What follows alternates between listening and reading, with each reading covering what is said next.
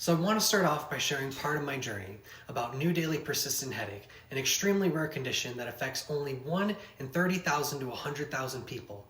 It has caused me to have a constant 24/7 headache for over 8.5 years, which is roughly 74,000 hours of debilitating pain with no breaks. I will share more information about my other illnesses, but I can't do it all in one video because it would end up being 20 minutes long.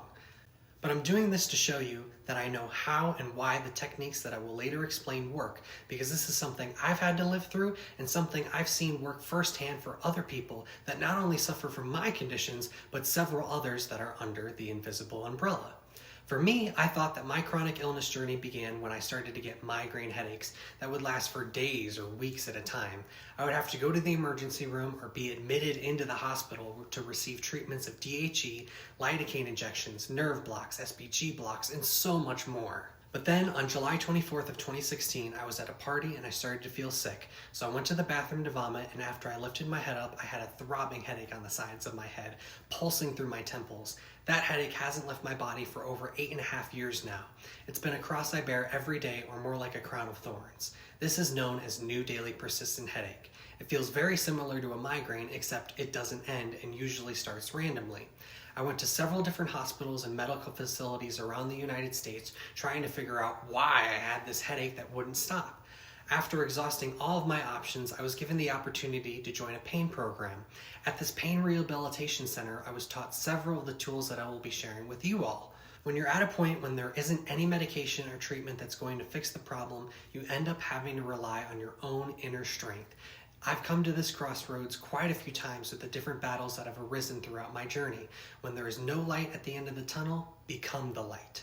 Through these techniques and tools that I have mastered over the years, I have been able to do things that many people wouldn't think are possible for someone in my situation, like performing on stage for hundreds of people on the Las Vegas Strip and Fremont Street in prestigious venues like the House of Blues, the Foundation Room, the Barbershop at the Cosmopolitan, and Fremont Country Club.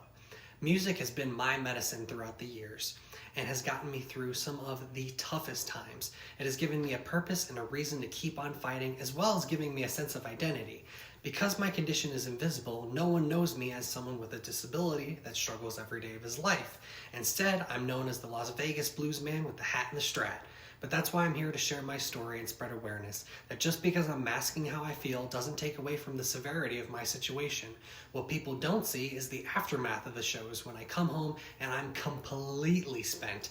I end up suffering the consequences of pushing my body to its absolute limit, because now the adrenaline rush has worn off and that fight or flight mode has been shut down. I can now feel all of the pain I was pushing past. Most of the time after a performance the next 3 days, I'm bedbound and not able to do anything.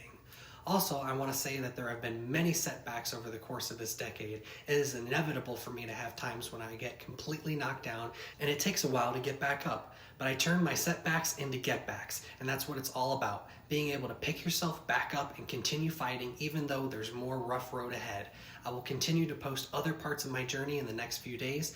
The more I started to dig into what I had going on, I found out there were more pieces of the puzzle and can now finally see the bigger picture of how it all connects to the invisible umbrella.